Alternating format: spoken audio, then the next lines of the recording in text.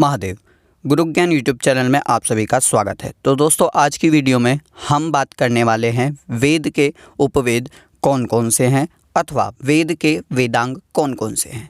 तो शुरू करते हैं। सबसे पहले प्रश्न है, वेद क्या है? वेद हमारे धर्म का मूल ग्रंथ है। जैसा कि कहा भी जाता है, हमारे शास्त्रों में लिखित रूप से कहा जाता है, वेदोखिलो धर्म मूलम।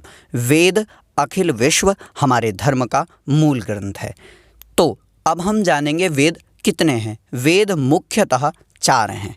अब इनका क्रम क्या है? तो सर्वप्रथम ऋग्वेद, सामवेद, यजुर्वेद, अथर्ववेद, ये क्रमशः इस प्रकार ही बोले जाते हैं। अब हम जानेंगे कि इनके उपवेद कौन कौन से हैं, किस वेद का कौन सा उपवेद है। तो सबसे पहले ऋग्वेद। ऋग्वेद का उपवेद आयुर्वेद है। दूसरा वेद यजुर्वेद का उपवेद धनुर्वेद है। तीसरा सामवेद, सामवेद का उपवेद गांधर्व वेद है।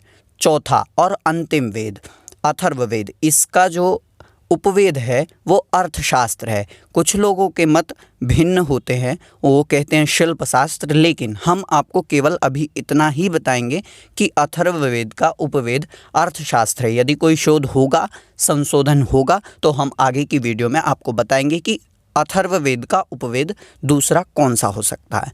तो हमने जाना कि उपवेद कौन कौन से। अब हम जानेंगे वेदों के वेदांग कौन कौन से, यानी वेद के वेदांग भी होते हैं। जिस प्रकार मनुष्य के शरीर में अंग होते हैं, आँख, नाक, कान, ठीक उसी प्रकार वेदों के भी अंग होते हैं, वेद के भी अंग होते हैं। तो अब हम जानेंगे वेद का प्रथम अंग से लेके और वो अंग करता क्या है, इसके विषय में भी हम जानेंगे। जैसे सबसे पहले शिक्षा, इसमें वेद मंत्रों के उच्चारण करने की विधि बताई गई है। स्वर एवं वर्ण आदि के उच्चारण प्रकार की जहाँ शिक्षा दी जाती हो उसे शिक्षा कहा जाता है। सबसे पहला। अब वेदांग कितने हैं? तो सबसे पहले वेदांग 6 हैं, उनमें से सबसे पहला शिक्षा है।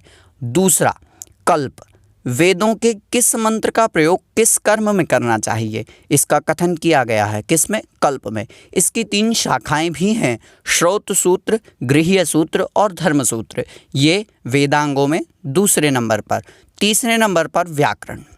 इसके रुचिकर छात्र भी हमारे चैनल पर जुड़े होंगे, क्योंकि व्याकरण विषय है ही बहुत सुंदर और इतना शुद्ध व सटीक। हमारे वेदों को, मंत्रों को किस प्रकार बोलना है अथवा इसके क्या उच्चारण होंगे, ये व्याकरण से ही हम जान पाते हैं।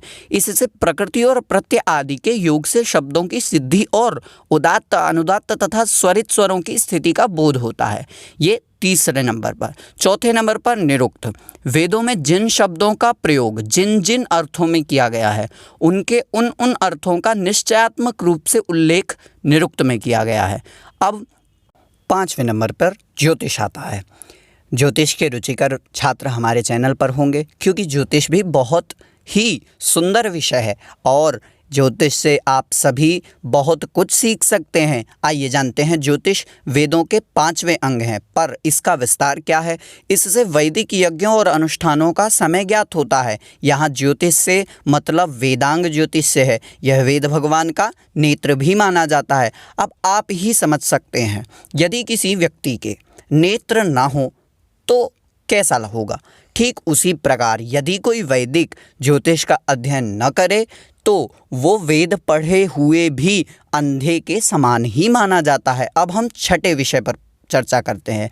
तो वेद का जो छठा अंग है छंद, वेदों में प्रयुक्त गायत्री, उष्णिक आदि छंदों की रचना का ज्ञान छंद शास्त्र से होता है। इसे वेद पुरुष भगवान का पैर भी कहा जाता है। ये छंद वेदों के आवरण हैं। तो दोस्तों, हमने जाना कि वेदों के अंग कितने हैं। तो मैंने आपको बताया वेदों के अंग 6 हैं और उनका विस्तार क्या है, वो क्या क्या करते हैं, यदि वो अंग हैं तो वो किस लिए और वो करते क्या क्या हैं। जैसा कि हमारी शिक्षा कहती है, छंदः पादौ तु वेदस्य, छंद वेद के पैर हैं। हस्तौ कल्पोत्थ पठ्यते, हाथ जो हैं वो कल्प हैं। ज्योतिषामयनम चक्षुर, ज्योतिष जो है वो चक्षु है, आँख है। निरुक्तम श्रोत्र मुच्यते, निरुक्त श्रोत्र यानी सुनने का काम करता है, कर्ण है। शिक्षा घ्राणम तु वेदस्य, वेद मुखम व्याकरणम स्मृतम, तस्मात् सांगमधीत्यैव ब्रह्मलोके